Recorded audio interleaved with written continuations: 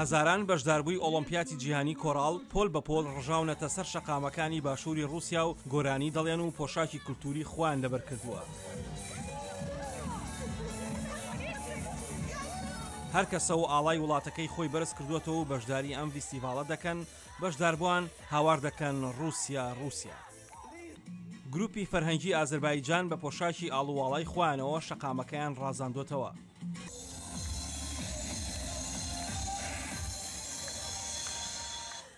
شایانی باسە زۆرێک لە فەرهەنگە جیاجیاکان و وڵاتانی دنیا بەشداریان لەم فیستیڤاڵەدا کردووە، نێجیریا و چین و ئەڵمانیا و ئەفغانستان و وڵاتانی عەرەبیش.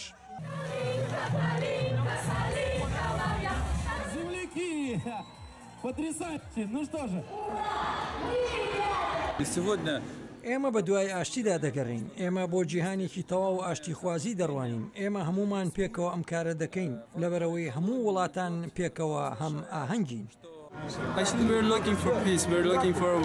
ئێمە بۆ ئاشتی خوازی جیهان هاتوین بۆ ئێرە بە دوای ئاشتیدا دەگەڕین. من زۆر حەزم لەم چالاکیە هەموو نەتەوەکانی پێکەوە کۆ کردێتەوە.